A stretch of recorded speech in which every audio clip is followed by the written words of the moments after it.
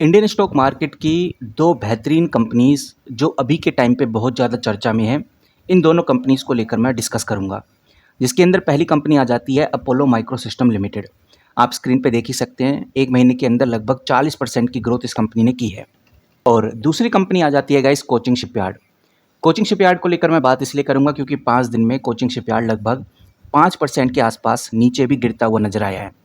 तो अगर कंपनी नीचे गिर रही है तो एक बड़ी अपॉर्चुनिटी है, और अपोलो माइक्रोसिस्टम जिस स्पीड से तेज़ी से बढ़ रही है तो यहाँ पर भी एक बिग अपॉर्चुनिटी छुपी हुई है। तो जानेंगे कि भाई ओवरऑल मार्केट में क्या चल रहा है और कौन सी वो बातें हैं जो अब ध्यान रखकर चलनी है। खासकर इन दोनों कंपनीज़ को लेकर अब आगे क्या होने वाला है, इस पर भी चर्चा करेंगे। तो वन बाय वन करके समझते हैं। और यहाँ पर मैंने अपोलो माइक्रोसिस्टम खोला हुआ है। पूरे 1 महीने के फ्रेम में इस कंपनी ने कमाल का आउट परफॉर्म किया है, और ये बात सबको पता है, यानी कि एक सॉलिड तेज़ी अपोलो माइक्रोसिस्टम ने दिखाई है। इस कंपनी का एक साइकोलॉजिकल फ्लोर था लगभग 300 रुपये। 300 रुपये एक ऐसा साइकोलॉजिकल फ्लोर था कि इससे ऊपर अपोलो माइक्रोसिस्टम बढ़ नहीं रही थी। और 11 मई को इस कंपनी ने 290 से लेकर 300 का जो जोन था उसमें एक काफ़ी स्ट्रॉन्ग प्राइम बॉटम लगाया, और वहीं से हमें एक हैवी बाइंग देखने को मिली। और कह सकते हैं कि 19 मई के बाद अपोलो माइक्रोसिस्टम ने नॉन स्टॉप अपवर्ड चैनल पकड़ लिया है, और पिछले हफ्ते की माइनर वोल्टिलिटी को हराते हुए 29 मई फ्राइडे को, आज है गाइस सैटरडे, आज है 30 मई, तो 29 मई को कंपनी ने 410 रुपये का एक सॉलिड स्ट्रॉन्ग क्लोजिंग दी, जो दिखाता है कि अपोलो माइक्रोसिस्टम जैसे ही नीचे गिरा तो लोगों ने खरीदा, यानी हर डिप पर एक स्ट्रॉन्ग और हैवी बाइंग देखने को मिली। वहीं अगर हम कंपनी के सपोर्ट और रेजिस्टेंस की बात करें तो सबसे पहले आ जाता है यहाँ पर रेजिस्टेंस। कंपनी का रेजिस्टेंस है इधर 421, यानी कि अपोलो माइक्रोसिस्टम 421 के बाद एक बड़ी प्रॉफिट बुकिंग दिखा सकता है। तो ये चीज़ आपको ध्यान रखकर चलनी है कि 421 कंपनी का मेजर रेजिस्टेंस है। और 52 वीक हाई अगर आप इस कंपनी का देखेंगे तो कंपनी का 52 वीक हाई है 433। आप इधर देखिए, ये है कंपनी का 52 वीक हाई, यानी कि अपने 52 वीक हाई से कंपनी बहुत क्लोज आ चुकी है। और अगर ये कंपनी 422 पे सस्टेन कर जाती है तो आपको सीधा एक बड़ा बैरियर 52 वीक हाई देखने को मिलेगा।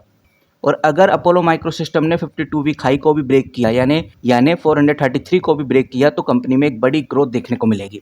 बाकी सपोर्ट की बात करें तो 403 इस कंपनी का एक मेजर सपोर्ट लेवल है।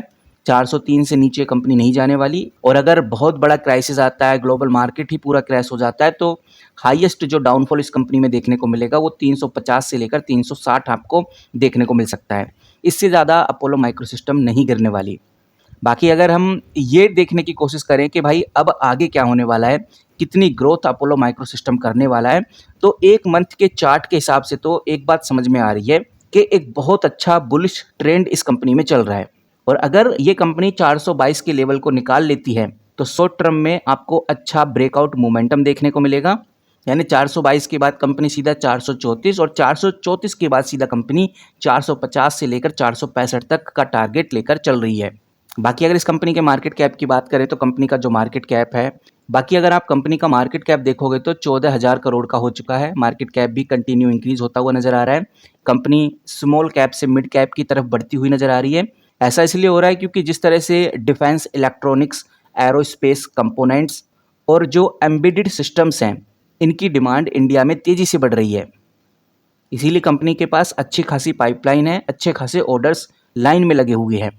बाकी एक वार्निंग के तौर पे आपको ये भी समझाना चाहूँगा कि कंपनी का पीई 129 है, यानी कि हाई प्रीमियम वैल्यूएशन वार्निंग हम इसको कह सकते हैं। इस पैराबोलिक ग्रोथ के चलते हुए पीई रेशियो काफ़ी ज़्यादा बढ़ गया है, और कह सकते हैं कि पूरे डिफेंस सेक्टर में अपोलो माइक्रोसिस्टम का ये जो हमें ग्रोथ दिख रहा है पीई का, ये बहुत ही एक्सपेंसिव वैल्यूएशन जोन है। इसका मतलब साफ है कि जो मार्केट में बैठे हुए लोग हैं वो अपोलो माइक्रोसिस्टम को एक्सेप्शनल अर्निंग्स और ऑर्डर एग्जीक्यूशन की एक बड़ी उम्मीद करके बैठे हुए हैं। फिलहाल मोमेंटम ट्रेडर्स के लिए ये जो मोमेंट हमें देखने को मिल रहा है बहुत ही पॉजिटिव है, बट जो लॉन्ग टर्म इन्वेस्टमेंट करते हैं, जो लॉन्ग टर्म इन्वेस्टर्स हैं, उनको फिलहाल मार्जिन सेफ्टी को टॉप पर ही रखना चाहिए। ये कंपनी डिविडेंड बहुत कम प्रोवाइड करती है, अभी 0.06% का ही डिविडेंड प्रोवाइड कर रही है। और ये चीज़ हमें बहुत क्लियर देखने में भी आ रही है कि ये जो कंपनी है अपने हाई बैंड यानी 410 पर टाइटली ट्रेड कर रही है। तो ये जो शॉर्ट टर्म का मोमेंटम है वो बिल्कुल क्लियर नज़र आता है कि अगर आप कोई फ्रेश एंट्री प्लान कर रहे हैं तो पूरी क्वांटिटी एक बार में पीक पर लगाने से बचने की पूरी कोशिश करना चाहिए। इसकी बजाय आपको छोटे छोटे डिप के ऊपर ही एंट्री लेनी चाहिए या फिर धीरे धीरे एक्यूमुलेट करिए जब तक ये कंपनी 433 यानी कि अपने 52 वीक हाई को क्रॉस नहीं करती। अब देखते हैं कि भाई आगे कुछ अपोलो माइक्रो सिस्टम में क्या ग्रोथ हमें देखने को मिलती है। नाउ अब हम बढ़ते हैं अगली कंपनी यानी कि कोचिंग शिपयार्ड की तरफ।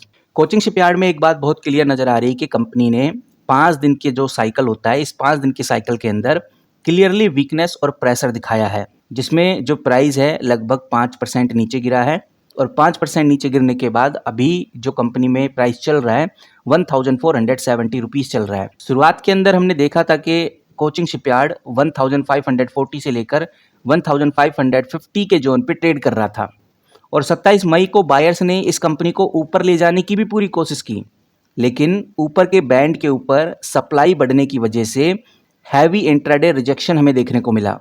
और 28 मई को जिस बात का इंतजार था यानी जिस बात का डर था, जो इंस्टीट्यूशनल हैं उन्होंने प्रॉफिट बुकिंग काफ़ी तेज़ी से की और 29 मई यानी कि फ्राइडे को एक हैवी लाइनर क्रैश में कोचिंग शिपयार्ड बदल गया और कह सकते हैं कि प्राइस बिना बढ़े ही पुल बैक के लगातार रेड स्लोप में बनते हुए सीधे 1470 रुपीज़ पे आज हमें बॉटम जोन के पास देखने को मिल रहा है। तो अगर हम बात करें कि भाई और कितना नीचे गिर सकता है, क्या है इस कंपनी का सपोर्ट लेवल, तो फिलहाल देखने में यही आ रहा है कि इस कंपनी का जो मेजर सपोर्ट लेवल है 1455 है। 1455 से नीचे अगर ये कंपनी जाती है तो एक बड़ा डाउनफॉल हमें देखने को मिलेगा और अगर आप इस कंपनी का 52 वीक लो देखेंगे तो 1187 आपको इधर देखने को मिलेगा। यानी कि ये जो कंपनी है अपने 52 वीक लो से तो काफ़ी ऊपर है, लेकिन फिर भी यहाँ पर सावधानी बरतना बहुत ज़रूरी है।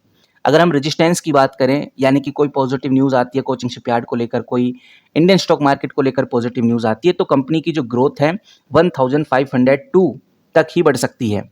अभी कंपनी 1470 रुपीज़ पे ट्रेड कर रही है, अगर पॉजिटिविटी आती है तो कंपनी 1500 तक ट्रेड करेगी, उसके बाद फिर से रेजिस्टेंस आएगा, फिर से एक भारी रिकवरी, एक भारी प्रॉफिट बुकिंग देखने को मिलेगी। लेकिन अगर ये कंपनी 1530 के जोन को क्रॉस कर देती है तो हम कह सकते हैं कि नए आपको रेजिस्टेंस देखने को मिलेंगे और नए आपको सपोर्ट लेवल देखने को मिलेंगे। वहीं आपको बताना चाहूँगा इस कंपनी का जो 52 वीक हाई है वो है 2545। कंपनी 2545 तक भी जा चुकी है। अब सवाल ये आता है कि भाई बेसिकली अगर कोचिंग शिपयार्ड ग्रो करेगी तो कब करेगी और कितना करेगी। फिलहाल तो जो फ्राइडे की क्लोजिंग थी ये एक डंप वेव पर हुई थी और जो शॉर्ट टर्म मोमेंटम है फिलहाल बेयरिश मूड पे लॉक था। वहीं लॉन्ग टर्म में हमें बहुत क्लियर दिख रहा है कि ये जो कंपनी है अपने हाई पीक पर थी पहले और जब इस कंपनी का हाई पीक चल रहा था उससे लगभग 42% ये कंपनी करेक्शन में आ चुकी है।